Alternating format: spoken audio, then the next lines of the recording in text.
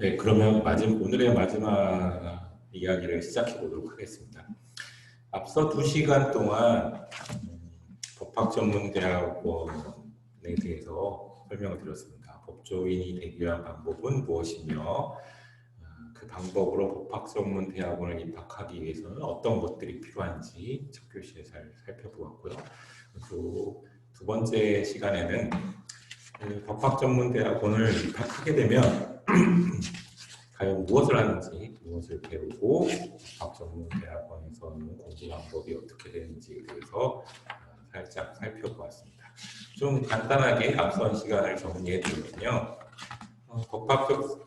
법조인이 되기 위해서는 법학전문대학원을 진학해야 되고 법학전문대학원을 진학하여야 변호사 시험을 볼 수 있기 때문에 당연히 법학전문대학원에 입학을 해야 됩니다.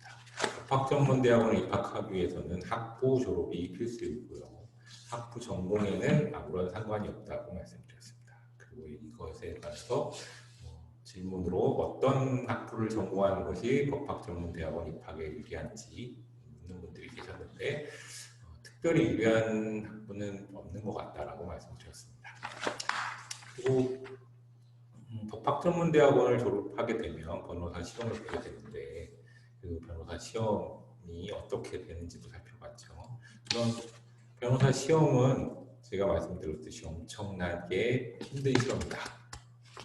이틀 동안 시험을 보고 또 하루 쉬고 이틀 동안 시험을 보는 시험으로 상당히 어려운 시험이라는 거 말씀드렸고요.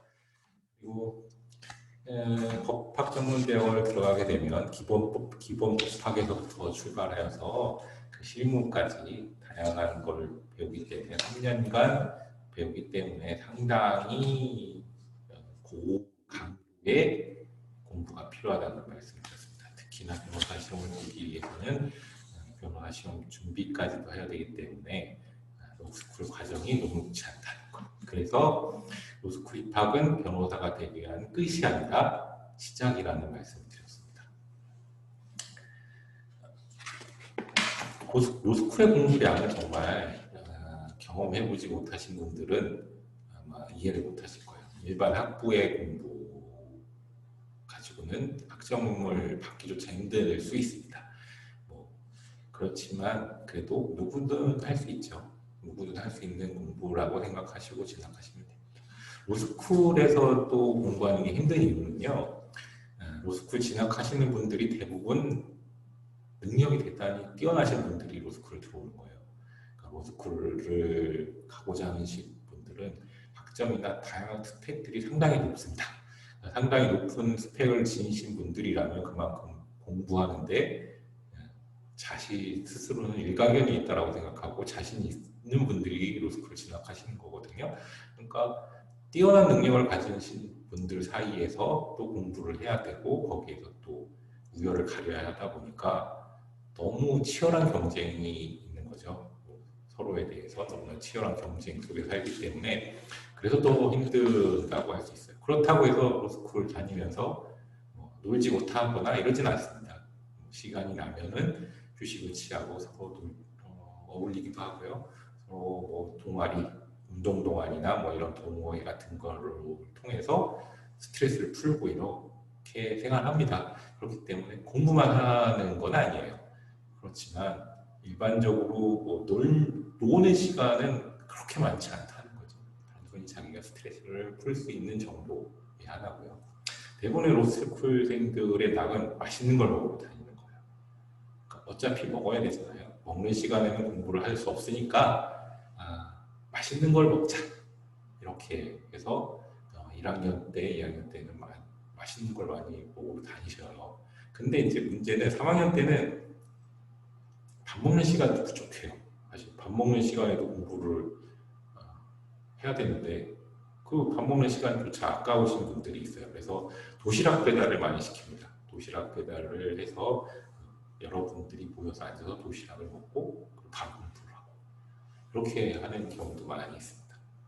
어쨌든 로스쿨 3년간의 과정을 잘 거치시면 변호사 시험을 통과하실 수 있고 변호사 통과를 하시게 되면 법조인으로서 활동을 하실 수 있다는 거 말씀드렸습니다. 그러니까 로스쿨 3년 동안 정말 치열한 공부를 하셔야 되겠죠.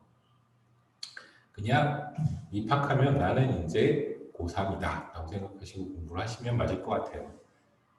고3도 뭐 공부만 하는 건 아니잖아요. 어쨌든 집중도 있게 3년 동안 충분히 공부하고 훈련을 하면 변호사 시험에서 좋은 결과가 나올 수 있다는 거 명심하시기 바랍니다.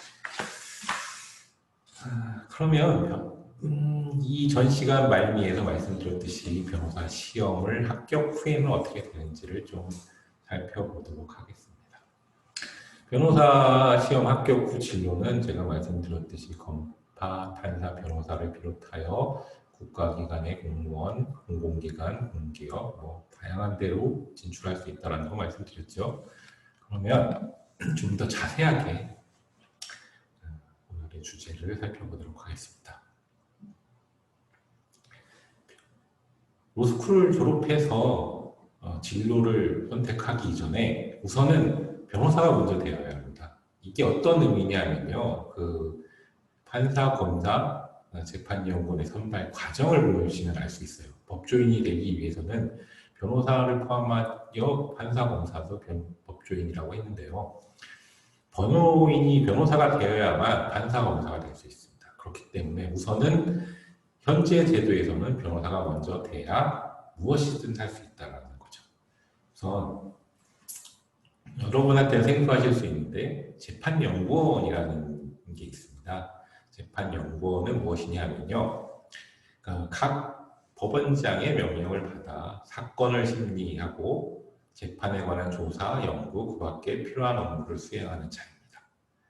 즉 법원에 연구원을 시직을 하는 거예요. 이분들이 하는 일은 주로 뭐냐면요. 각 재판부에 배정이 되어서요. 재판부, 법원의 판사님들, 법관님들이 필요한 부분들을 찾아드리고 그걸 정리하고 그것에 대해서 자신의 견해를 피력하고 해서 판사님들의 업무를 보조하는 일을 한다고 보시면 돼요. 즉, 이 어떠한 사건에 대해서 연구를 하는 거죠. 연구를 해서 이거에 대해서는 이러이러한 쟁점들이 있고 이러한 쟁점들에 대해서 양측이 이러한 견해를 제시했기 때문에 이런 게 문제가 될 수 있다. 그래서 보고를 하는 겁니다.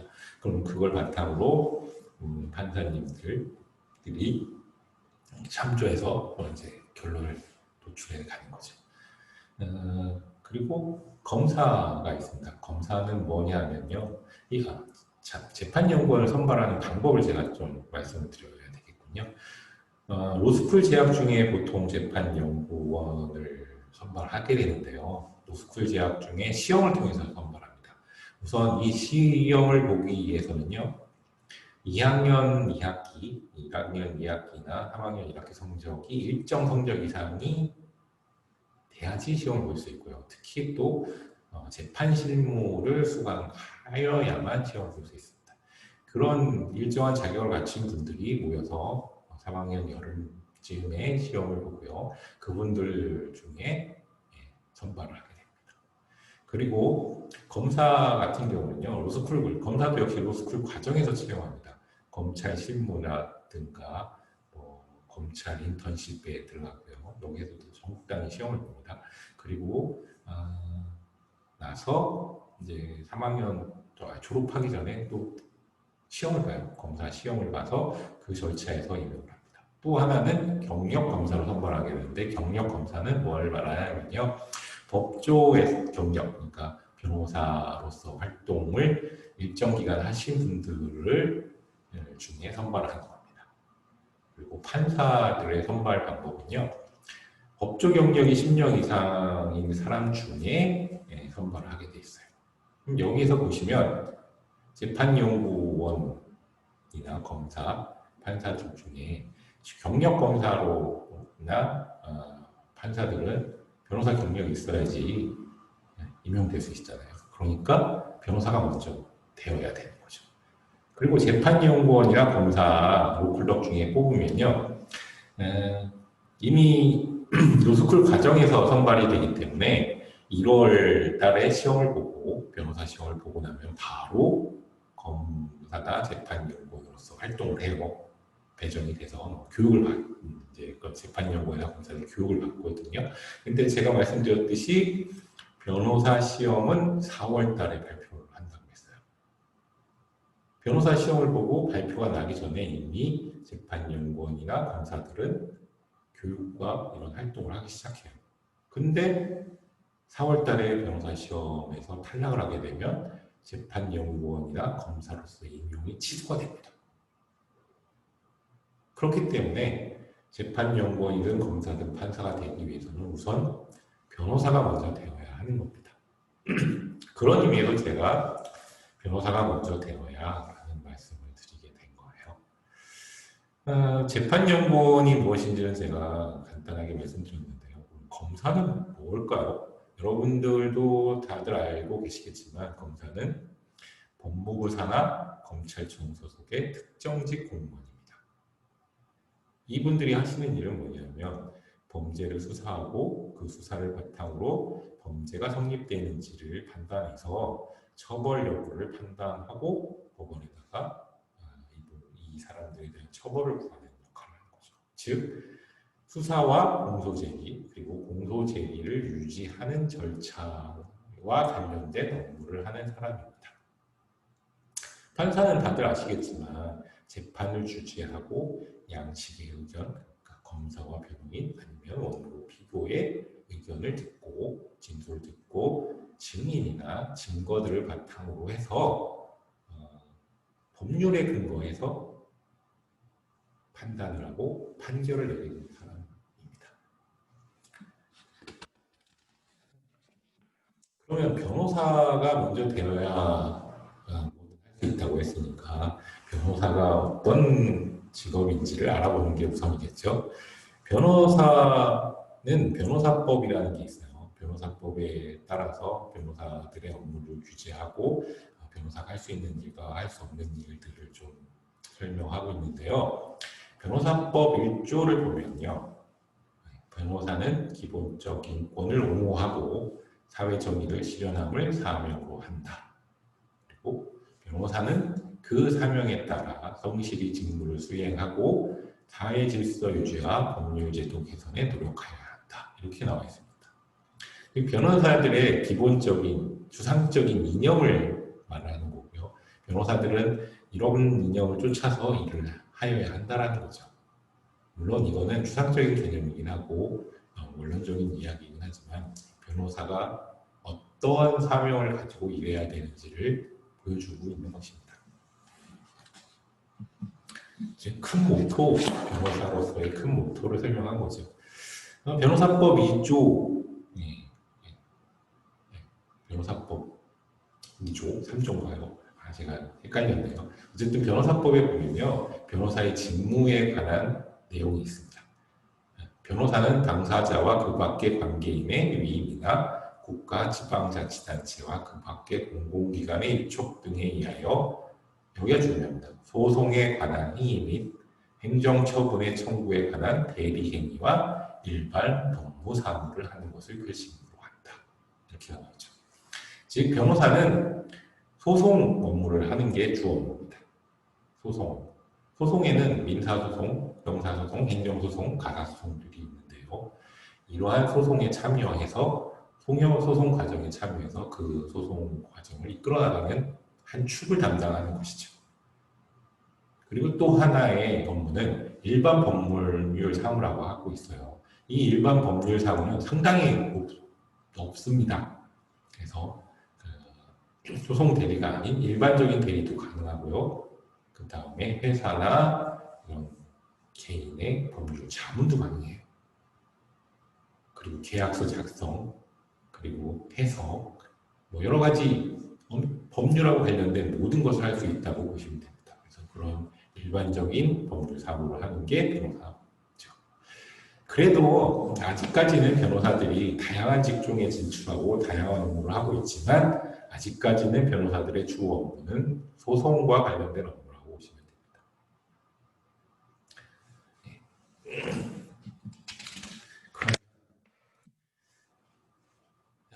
변호사만 돈을 받고 법률에 관한 사무를 수행한다. 제가 이 말을 왜 썼느냐 하면요. 변호사도 역시 직업입니다. 직업이기 때문에 일정 수익을 올려야 되겠죠. 그래서 변호사들이 어떤 수익 구조를 있는지 간단하게 설명드리려고 하고 있습니다. 제 109조를 보면요. 변호사가 아니면 금품, 향 또는 그 밖의 이익을 받거나 받을 것을 약속하고 또는 제3자에게 이를 공유하게 하거나 공유하게 할 것을 약속하고 다음 항목의 사건에 관하여 감정, 대리, 중재, 화해, 청탁, 법률 상담 또는 법률관계 문서 작성, 그 밖의 법률 사무를 취급하거나 이러한 행위를 알선한 자를 처벌하고 있습니다. 징역 7년 이하 5천만 원 이하의 벌금이요. 상당히 크죠. 여기서 문제되는 게 대부분 변호사 사무실에 뭐 사무장이라든가 아니면 브로커들, 일반 브로커분들이 문제가 될 수 있어요. 변호사한테 이익을 제공하게 하고 공유하게 할 것을 약속하고 어떤 사람한테 감정 대리, 법률 상담 같은 걸 했다, 알선했다. 이렇게 되면 그 사람은 변호사법 위반으로 처벌받게 됩니다. 그렇기 때문에 이걸 보면 변호사만이 정당하게 돈을 받고 법률 사고를 수행할 수 있는 거죠. 그래서 변호사라는 직업이 중요한 겁니다. 대부분 일반인들은 변호사분들을 만나기가 어려울 수 있어요. 중간에 사무장분들, 아니면 브로커분들이 개입되는 경우도 많이 있기 때문에. 근데 이제는 변호사를 만나기가 과거보다는 어렵지 않다는 거. 그리고 변호사가 아닌 분들한테 돈을 주시거나 향응을 제공하시는 것도 좀 지양해 주셨으면 좋겠습니다. 그러면 앞으로의 변호사 모습을 한번 살펴보겠습니다. 좀 전에도 제가 말씀드렸지만 변호사 수가 지금 급등하고 있어요. 과거에는 정말 소수인원만 뽑았습니다. 몇십 명. 그러다가 물론 사법고시 때 얘기죠. 몇십 명 뽑다가 이게 수가 100명, 200명, 300명까지 늘어났고요. 그 다음에 사법고시에서도 1000명까지 뽑은 적이 있죠. 이렇게 많이 늘어났고요. 그리고 로스쿨이 생기면서 변호사 시험 제도로 넘어오고 나서는 입시 정원의 75%를 선발하게 되어 있습니다. 이상 선발하게 되어 있기 때문에 보통 1,500명에서 1,600명 이상 매년 배출되고 있습니다. 제가 말씀 안 드린 부분이 있군요. 이 앞쪽에서 로스쿨 정원은 2,000명입니다. 2,000명이기 때문에 매년 2,000명 선발하게 되죠. 그래서 아까 제가 법학적성 능력 시험에 응시하는 사람이 10,000명 넘는다고 했죠. 그러면 산술적으로 따지면 5대1이 넘는 거예요. 지금 변호사 로스쿨의 입시 정원은 2,000명입니다. 2,000명 중에 매년 1,500에서 1,600명 이상이 변호사 시험에 합격해서 변호사 법조인 시장에 나오게 되는 거죠. 매년 1,500에서 1,600명이 배출된다라고 하면 10년이면은 15,000, 16,000명이고요. 12, 3년만 돼도 2만 명이 넘어가는 겁니다. 그러면은 20년이면은 4만 명 이상만 변호사가 기하급수적으로 늘어나게 되죠.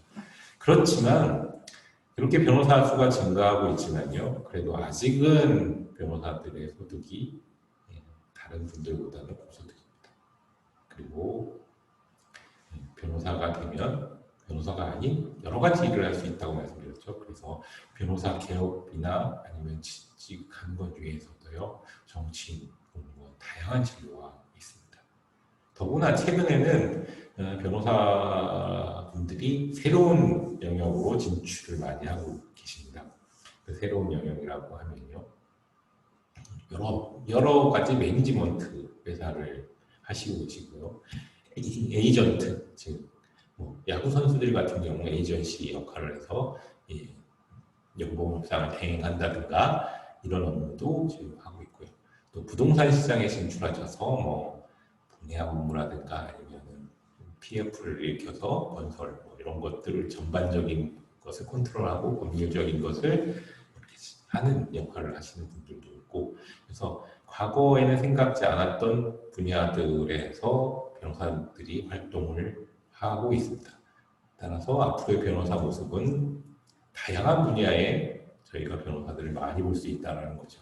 그 변호사들을 쉽게 저희가 접할 수 있고 그냥 소송만 하는 것이 아닌 여러 가지 실생활에 도움이 되는 것들을 할 수 있는 모습을 머지않아 볼 수 있게 되지 않을까 저는 그렇게 생각하고 있습니다.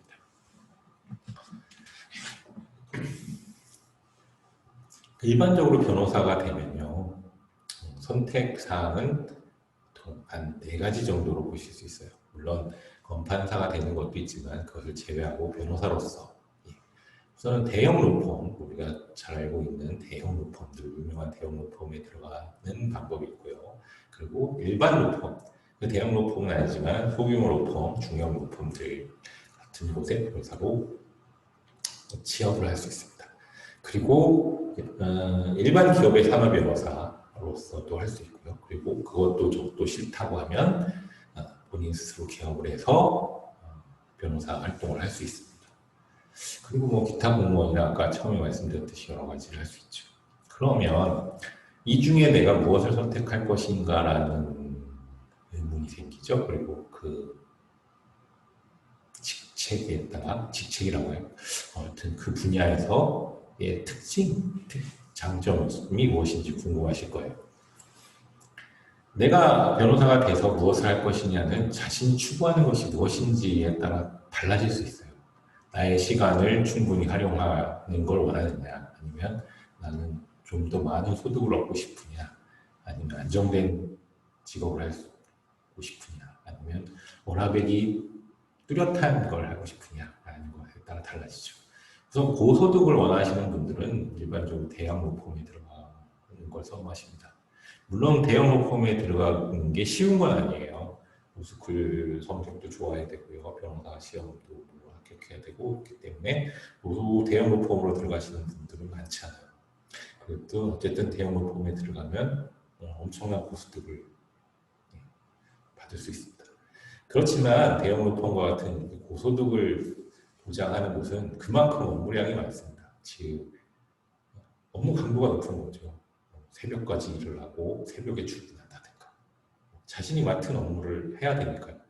그렇기 때문에 그 장단점이 있을 수 있어요. 나는 시간이 젊으니까 우선은 많은 걸 배우고 많은 업무를 함으로써 수익도 많이 올리고 싶다. 그러면은 대형 로펌 같은 데 가서 고소득이 보장되는 데 가서 일을 하시면 돼요. 일반 로펌도 있는데요. 일반 로펌은 좀 로펌마다 다릅니다. 대형 로펌처럼 고소득이면서 업무량이 높은 데도 있고요. 그렇지 않은 곳도 많이 있어요. 그런데 대부분 일반 로펌은요. 소득과 업무 강도가 대형 로펌보다는 좀 떨어져요. 그리고 출퇴근 시간도 조금 자유롭고요. 그 대신 그만큼 대형 로펌보다는 수입이 좀 작다고 보시면 됩니다. 그리고 보면은 이제 사내 변호사, 일반 기업의 사내 변호사가 있는데 사내 변호사 같은 경우 선택하시는 분들은 워라밸이 뚜렷한 걸 원하시는 분들이에요. 이분들은 출퇴근 시간이 일정하기 때문에 자신의 개인 시간을 낼 수 없는 단점이 있긴 하지만 적절한 업무량과 적절한 고수 그리고 반복되는 일상이 보장이 되는 거죠. 이도저도 싫다, 나는 내 마음대로 살고 싶다 하시는 분들이 보통 개업 변호사로 많이 가세요. 개업 변호사인 경우는 자유롭게 자신의 시간을 조절하고 할 수도 있어요. 그렇지만 이 자유로운 시간 조절도 한계가 있습니다. 사건이 늘어나고 이렇게 되면은 시간 조절이 불가능해요. 그리고 일반적으로 취업을 하면 업무에 대한 걱정이 없어요. 내가 뭐 수임이나 이런 것들, 사건에 대한 고민이 없습니다. 그런데 개업을 하게 되면 내가 의뢰인을 만나서 사건을 수임하고 이걸 처리해서 돈을 수입을 올려야 되다 보니까 영업에 대한 부담감이 생기는 거죠. 영업에 대한 부담감이 생겨서 그런 문제점이 있습니다. 여기서 그러면은 변호사로서 로펌 구조를 좀 살펴볼까요?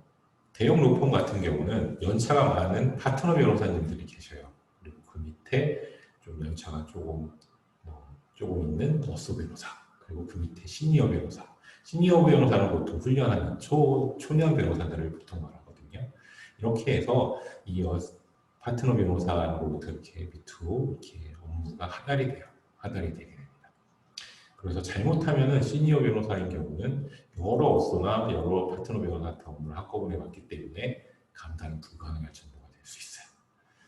근데 이런 대형 로펌 같은 경우는 제가 아까 말씀드렸듯이 스텝이 엄청 잘 구성되어 있어요. 잘 구성되어 있어서 변호사들을 보조하는 게 잘 돼 있기 때문에 또 그런 장점이 있어서 변호사들로서는 업무에 충실할 수 있는 그런 게 있죠.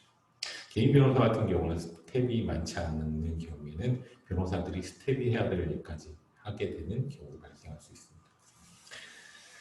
그럼 변호사들이 주로 어떤 걸 하는지, 업무가 어떤 건지 살펴보면요. 하루 업무를 제가 간단하게 말씀드릴게요. 우선 출근을 하죠. 출근을 하면은 우선 오늘 하루의 업무에 대한 걸 이렇게 쭉 살펴봅니다. 그러면 그 업무에는 의뢰인을 상담하고, 의뢰인 상담이 있고요. 법원에 출석하는 일이 있을 수 있고요.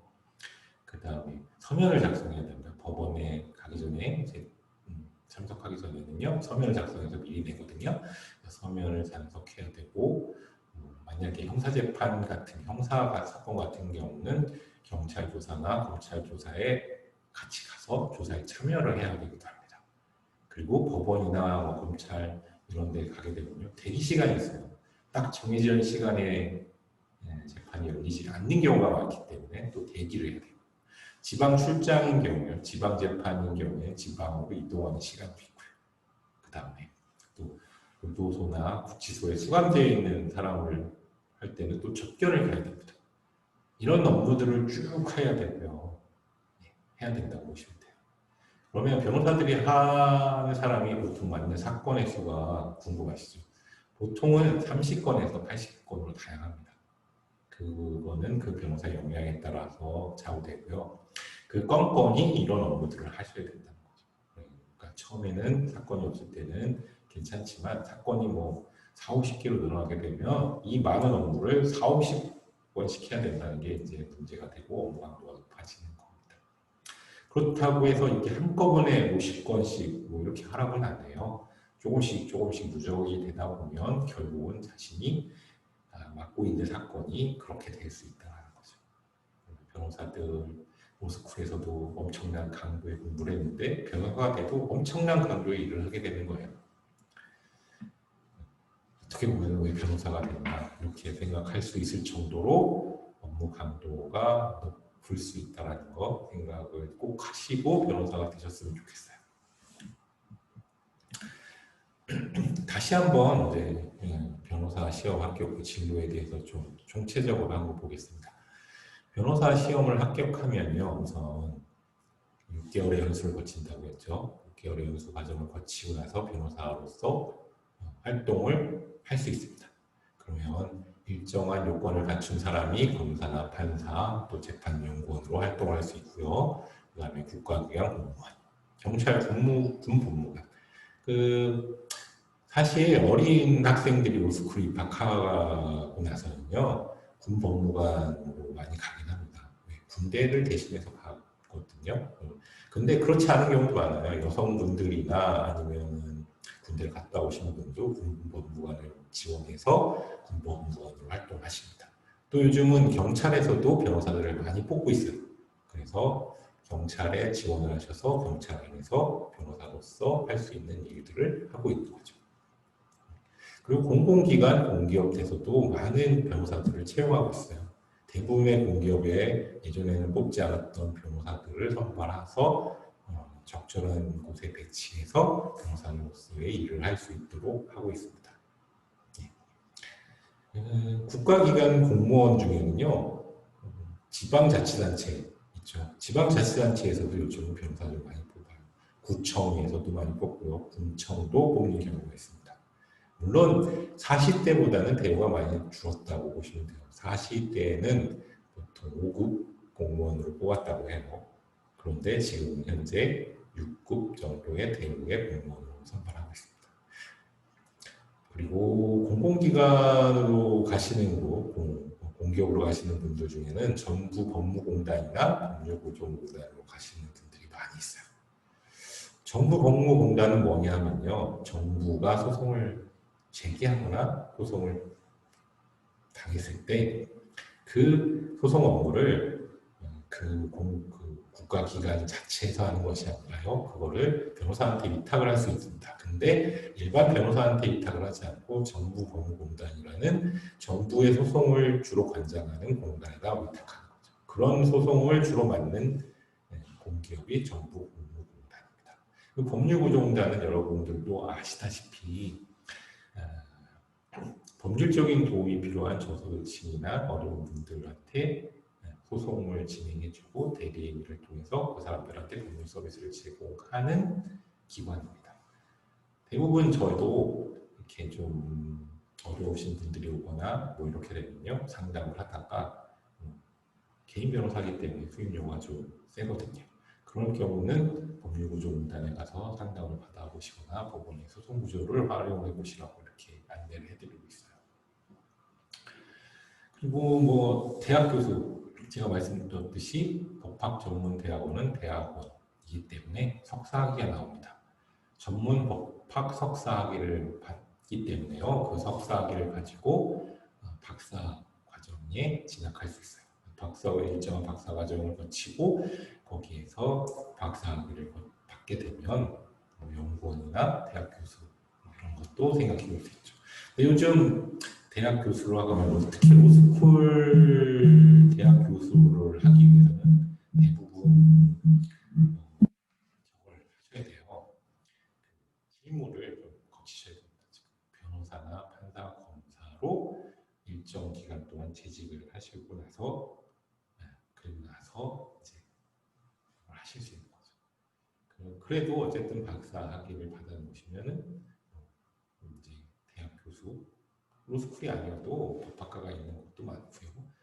특히 또 경찰 행정학과나 이런 데 있는데 법학이 필요하기 때문에 그런 데로도 가실 수 있고요. 그렇게 이제 뭐 가시는 것도 좋은 방법이라고 생각합니다. 그리고 일반적으로 기업 법무팀에 들어가거나 아니면 일반직으로 사내 변호사로 활동하시는 분들도 많이 계셔요. 그리고 시민단체라든가 이런 데 가셔서 변호사로서 활동하시는 분들도 있고요. 정치인으로서 활동하시는 분들도 있죠. 그래도 가장 많은 거는 변호사입니다. 순수 변호사로서 활동하는 거죠. 그렇기 때문에 변호사로서 활동하는 분들이 많아서 제가 변호사에 대해서 좀 집중적으로 말씀드리고 있습니다.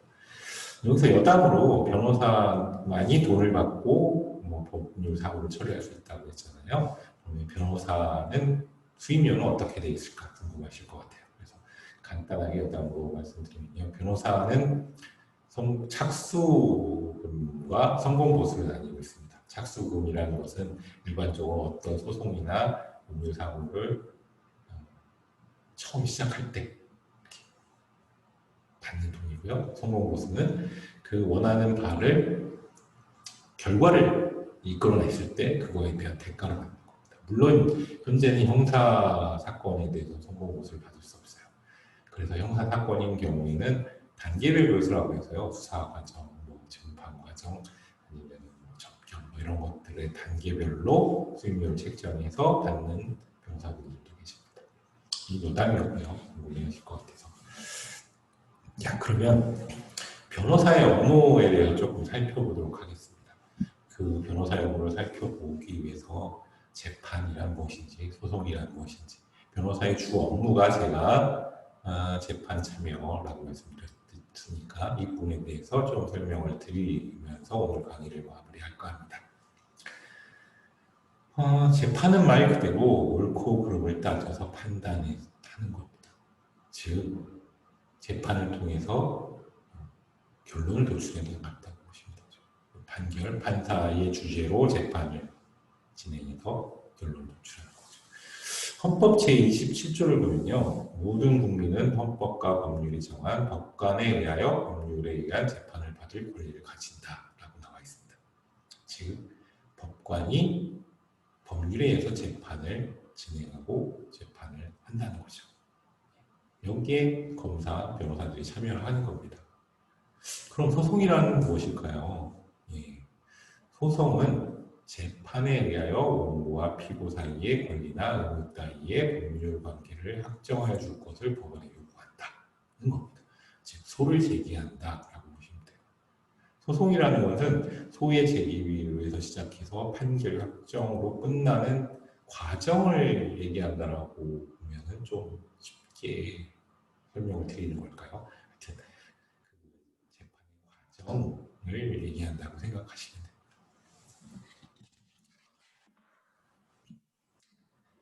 그러면은 재판 절차에 대해서 좀 간단하게 설명을 해드리겠습니다.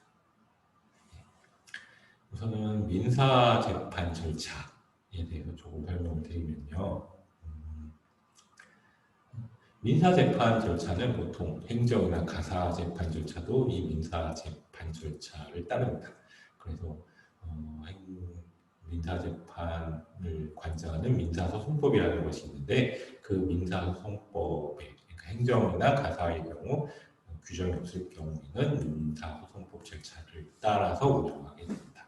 물론 민사나 행정 가사에 독특한 특징이 있기 때문에 그런 경우에는 별도로 규정이 들어있죠. 민사는 뭐고 그러면 행정은 뭐고 가사는 뭘까?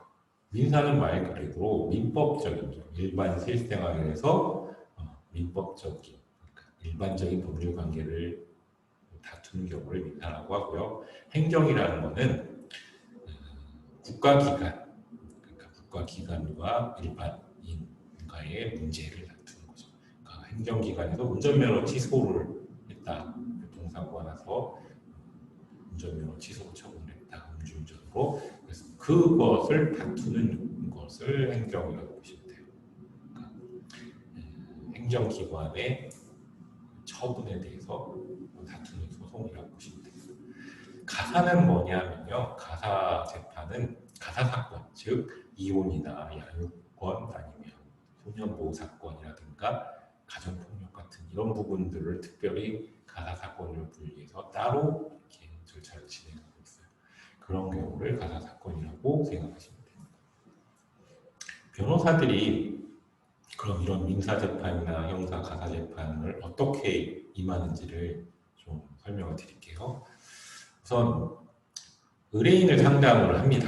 의뢰인을 상담을 해서 의뢰인이 얘기를 듣고 이것이 소송으로 할 수 있는 건지 아니면 뭐 이런 것들 법리적으로 쟁점은 무엇인지 이걸 해결할 수 있는 방법은 무엇인지를 우선 파악을 해요.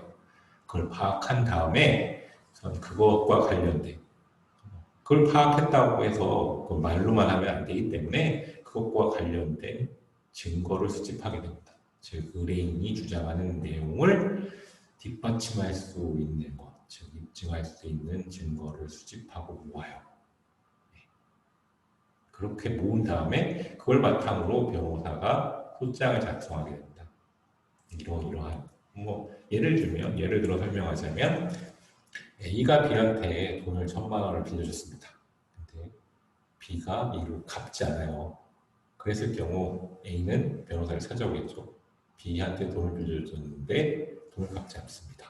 그러면은 변호사는 그러면 언제 빌려줬냐, 그리고 왜 빌려줬냐, 이런 것들을 설명을 해요. 그리고 그 이후에 갚았냐, 안 갚았냐, 아예 뭐 무시했냐, 그렇게 한 다음에 이게 형사화할 수 있는지 아니면 민사화할 수 있는지 판단하고요. 민사소송을 제기하고자 한다면 그러면 돈을 보내준 내역은 있습니까? 혹은 차용증을 작성한 내역이 있습니까?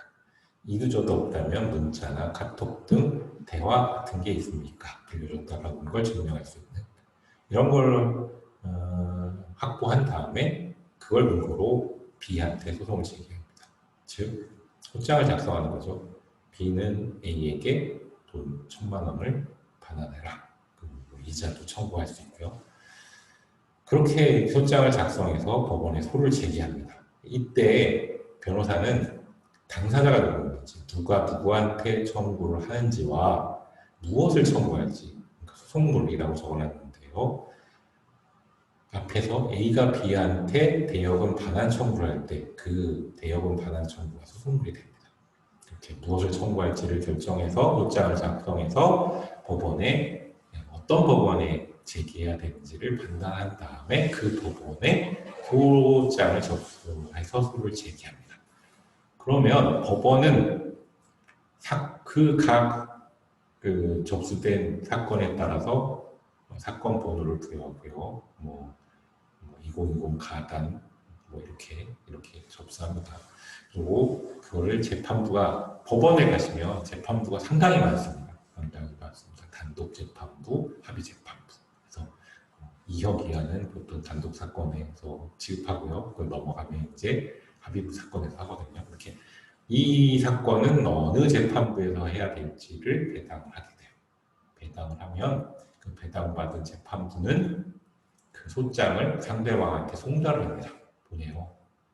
당신한테 이 사람이 이런 청구를 했으니까 이것에 의견이 있으면 답변을 내세요 하면서 안내장과 함께 소장을 보냅니다. 그렇게 되면은 그걸 받은 당사자는 일정한 기간 동안 그 사람의 주장은 잘못됐다 아니면 그 사람의 주장이 맞다. 내가 그 사람한테 돈을 빌렸는데 이만저만해서 못 갚았으니까 이때까지 갚겠다. 이런 식으로 아니면 내가 그 사람한테 돈을 빌린 건 맞지만 이미 다 갚았다. 거나 아니면 아니다. 내가 그걸 10년 전에 빌렸기 때문에 이미 소멸시효가 도과돼서 걔는 나한테 청구할 수가 없다. 이렇게 자기의 주장을 합니다. 이 경우에도 이 사람은 변호사를 찾아가서 이런저런 상담을 받게 되겠죠. 그럼 변호사가 그런 걸 받고 답변서를 작성하게 됩니다. 답변서를 작성해서 이렇게 법원에 제출하죠. 그렇게 되면 법원은 변론기일을 잡습니다. 변론기일을 잡아서 양측이 통지를 합니다. 이때가 변론기일이니까 그때 참석하세요라고 변론기일 호환장을 보냅니다. 그러면 각 양측은 그날 그쪽에 그 변론기일에 참석해서 진술을 하게 되고요. 기타 재판 절차가 진행되게 됩니다. 그런 재판 절차가 다 진행되면 변론 종결을 하고 판사님이 지금까지의 그 내용들을 가지고 이것은 어떤 결론을 내리는 것이 맞을지를 판단하여서 판결을 선고하게 되는 것이죠. 여러분들은 드라마에 요즘은 드라마가 그 법조 일, 그러니까 재판이나 변호사, 판사, 검사를 다루는 드라마가 상당히 많아요. 영화도 많고요. 거기에 보면 드라마틱한 게 되게 많습니다. 갑자기 누가 손을 딱 들고 증인 도착했습니다 라고 하던가 아니면 여기 증거물이 있습니다 이렇게 주장하고 나타나서 이 얘기를 하고 막 서로 말로 공방하고 이러죠. 근데 현실 재판은 그렇진 않아요. 사실은 현실 재판은 미리 서면으로 다 이 주장을 얘기하고요. 주장을 적어서 재판부에 내고 이렇게 하고 변론 기일에 가서는 딱 그 소장 진술합니다. 답변서 진술합니다. 그래서 서면으로 낸 것을 진술한다라고 말함으로써 진술을 대표하죠. 우리나라 재판은 변론 재판주의입니다. 근데 어쨌든 그 많은 양을 재판하면서 얘기할 수 없기 때문에 우선 서면으로 제출하고요. 그 서면을 진술한다라고 말함으로써 진술을 대체하고 있습니다. 어쩔 수 없는 면도 있지만요. 서면으로 조목조목 반박을 하고 주장을 하는 것이 오히려 더 좋을 수도 있습니다. 어쨌든 이렇게 되고요. 민사 재판에서 제가 아까 말씀드렸듯이 변호사만이 돈을 받고 대리를 할 수 있다고 그랬는데 그러면은 민사 이런 재판에서 변호사 아니면 다른 사람은 대리를 할 수 없느냐라는 의문이 생길 수 있어요. 근데 소송 대리는 변호사만 할 수 있느냐? 돈을 받고 할 수 있는 건 변호사뿐이 없어요. 근데 일정한 경우는 본인이 출석하지 못하더라도 대리를 할 수 있는 경우가 있어요. 그러니까 1억 미만인 경우, 이하인 경우는 법원의 허가를 통해서 배우자, 사촌인의 친족이나 고용관계 등 그 사건과 관련 있는 사람이 대리인을 할 수 있고요. 소송 대리를 할 수 있고요. 이 경우는 근데 2심에서는 불가능합니다. 1심만 인정되는 거고요. 3천만 원 이하인 경우는 배우자, 직계혈족, 형제자매가 법원의 허가가 없더라도 소송 대리를 맡을 수 있습니다. 이렇게 또 다른 몇 가지 예외 사유가 있지만 어쨌든 변호사만이 소송 대리를 할 수 있게 됩니다. 민사재판 절차는 이렇게 진행이 됩니다. 이렇게 진행이 되는데 그럼 민사재판 법정의 구조를 잠깐 보겠습니다.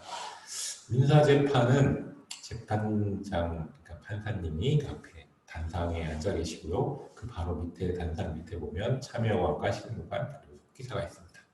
속기사분은 필요한 경우만 보통 참석을 하고요. 재판장 옆쪽에 보면은 재판연구원의 자리가 있는 경우도 있습니다. 재판연구원들은 자기가 담당하는 재판은 참석해서 그 과정을 지켜보거든요. 그래서 재판장 옆자리, 그러니까 참여관 옆부분과 재판장 옆부분 쪽에 재판연구원 자리가 있는 경우도 있습니다. 재판장을 마주보고 원고와 피고의 자리가 놓여져 있고요. 증인은 그 옆쪽에 있습니다. 원고와 피고석에는요. 원고 본인, 피고 본인이 앉을 수 있고요. 바로 옆에 대리인이 앉을 수 있도록 위치되어 있습니다. 그래서 앉아서 재판장과 이렇게 대면하면서 재판을 진행하게 되는 거죠. 그러면은 이제 형사재판 절차는 어떻게 진행되는지를 살펴보도록 하겠습니다. 형사재판의 일반적인 진행 절차를 설명드리면요. 우선 아까 말씀드렸듯이 수사기관이 수사를 해서 이 행위가 범죄로 성립할 수 있는지 그리고 처벌이 가능한지 여부를 우선 판단해야 됩니다. 그리고 이 판단을 바탕으로 검사는 공소를 제기하게 돼요. 이거 약식기소도 포함하는데요. 약식기소라는 건 뭐냐면 정식 재판을 거치지 않고 이 사람한테 벌금을 이만큼 선고해달라고 법원에 청구하는 겁니다. 그러면 법원은 그 서류를 통해서 약식 명령을 하고요. 당사자는 그것에 불복하면 정식 재판을 청구할 수 있도록 하는 제도입니다. 어쨌든 검사가 공소를 제기할 때 검사는 공소장을 통해서 제출하게 돼요. 공소장에 이러이러한 공소 요지를 적고 그렇기 때문에 처벌해달라고 이렇게 법원에 요구를 하죠. 그러면 이 공소장을 제출받은 법원은 그 사건에 사건 번호를 부여하게 되고요.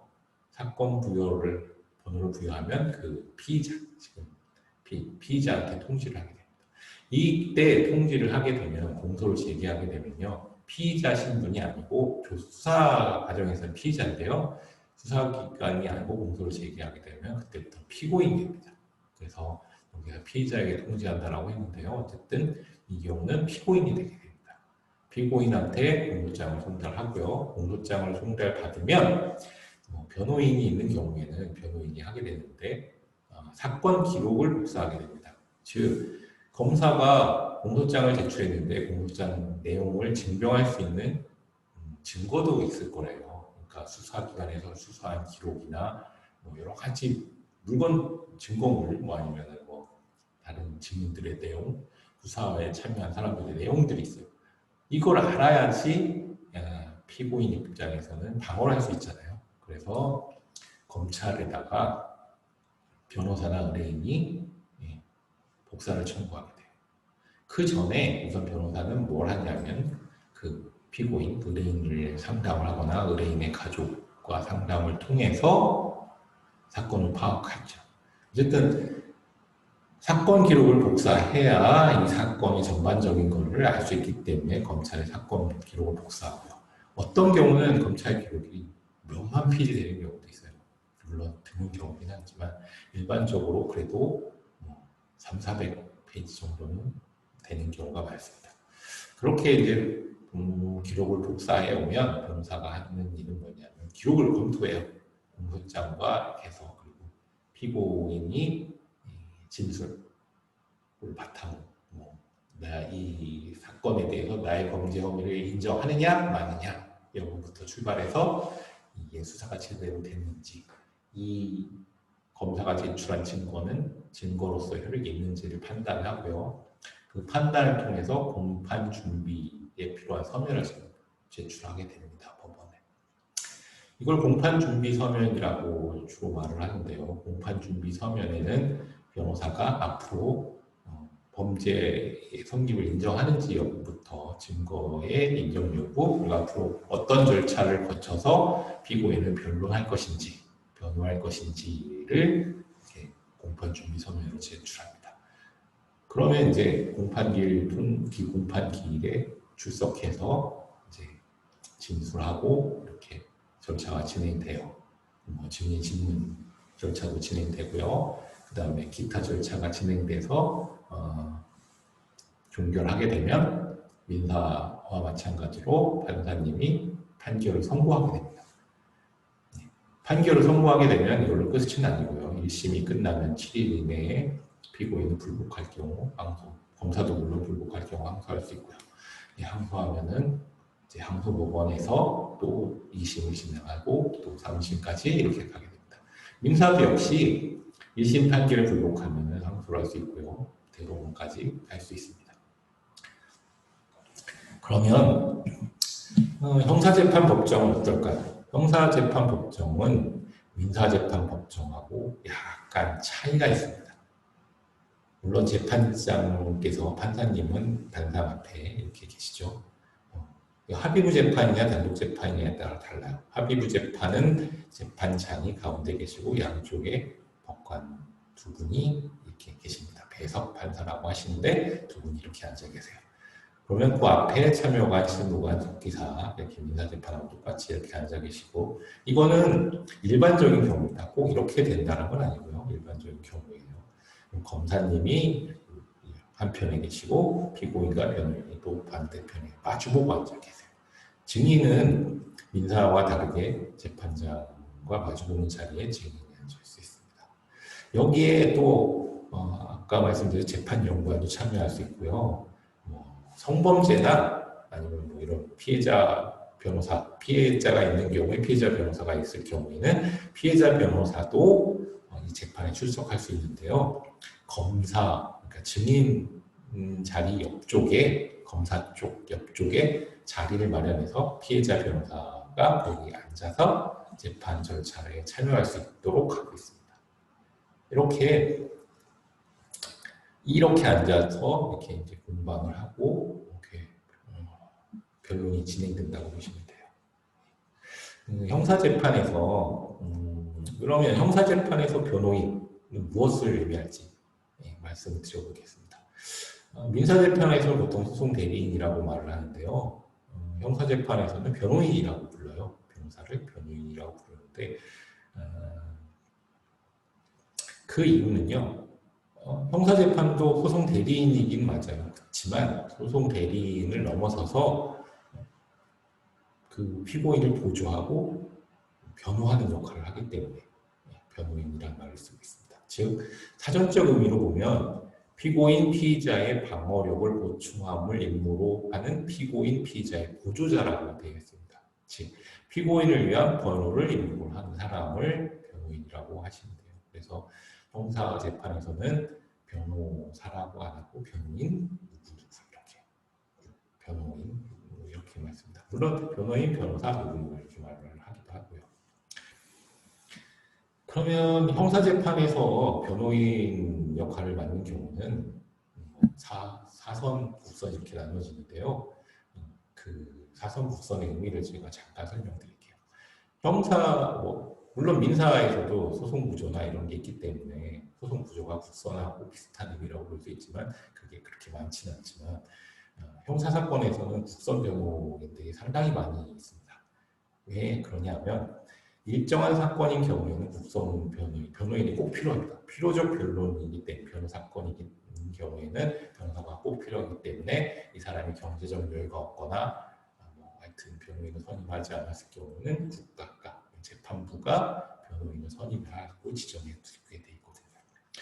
그 국선 변호인 선임해야 되는 사건인 경우는 우선 대표적으로 구속된 경우는 변호인이 있어야 돼요. 그리고 미성년자, 또 70세 이상자, 노화자, 신심장애자, 그리고 그 범죄가 사형 무기 또는 단기 3년 이상에 처벌될 수 있는 범죄를 저지른 사람은 변호인이 있어야 됩니다.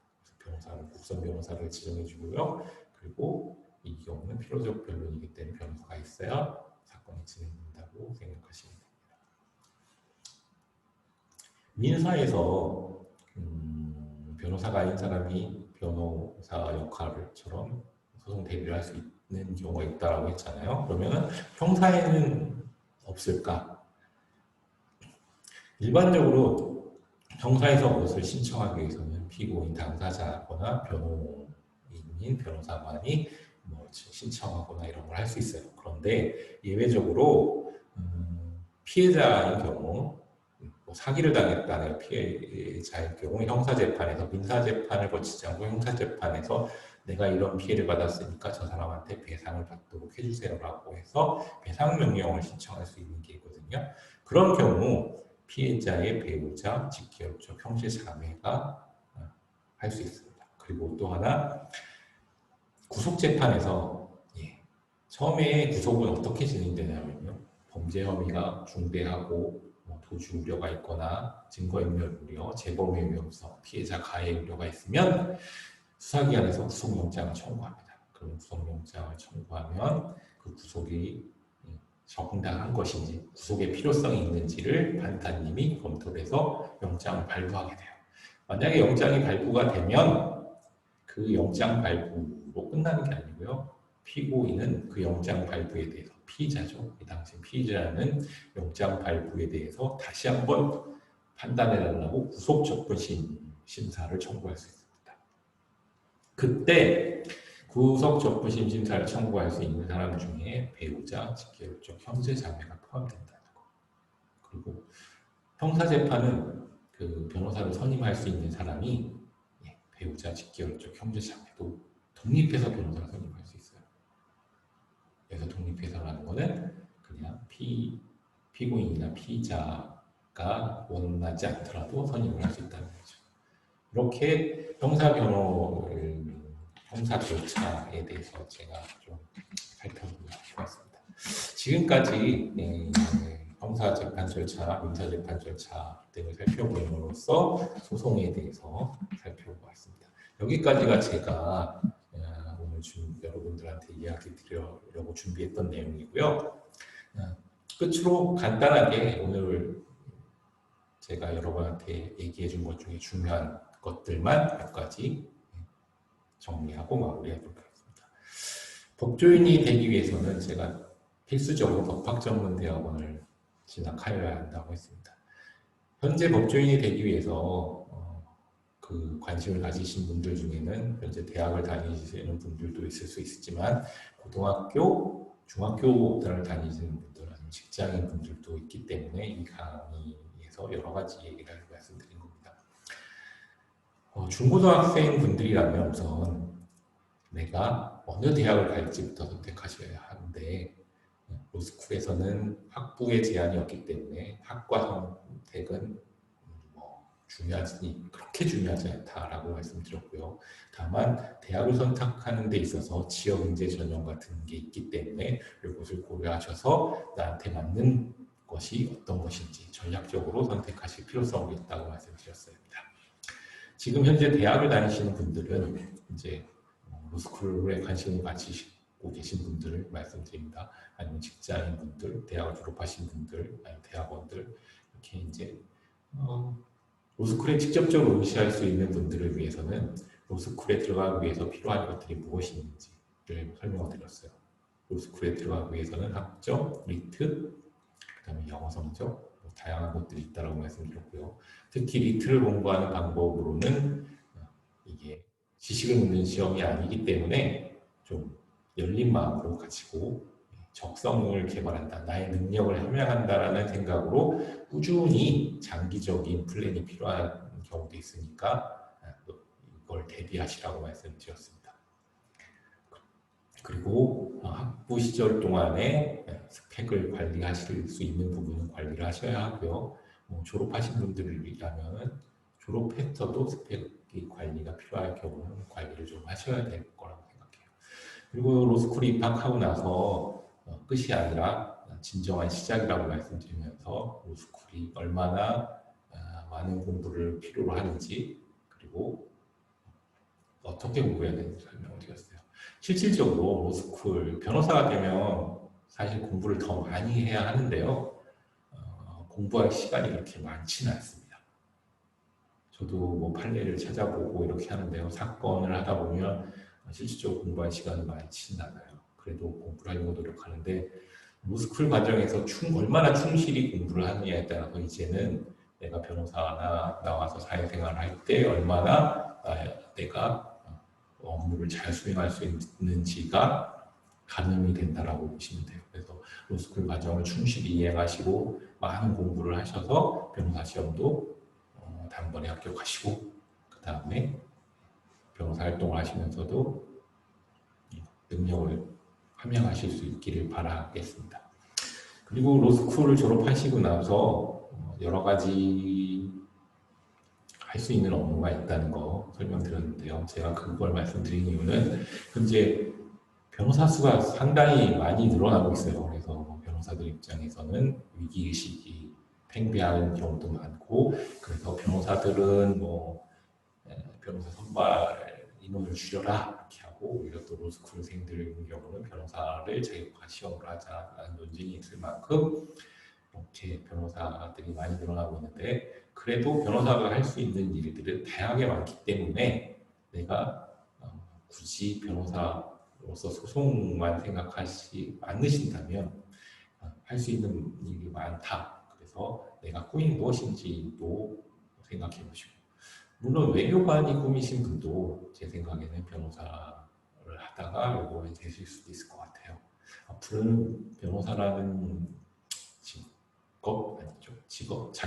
자격을 가지신 분들이 우리나라의 다양한 분야에서 일을 하게 될 것 같아요.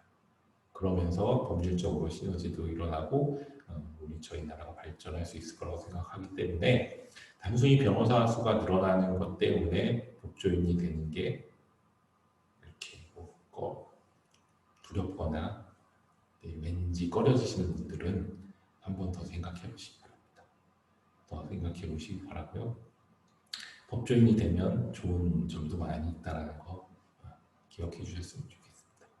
오늘은 여기까지 제가 강의를 마치고요. 이 강의는 다시 한번 말씀드립니다. 국립대학 묵성 사업의 지원을 받아 제공된 교육 영상이라는 거 다시 한번 말씀드리고요. 재미있는 강의는 아니었지만 지금까지 제 강의를 들어주신 것에 대해서 감사드립니다. 그리고 또 다른 강의 주제로 만나뵐 수 있었으면 좋겠다는 말씀을 드리면서 여기까지 강의를 마치도록 하겠습니다. 감사합니다.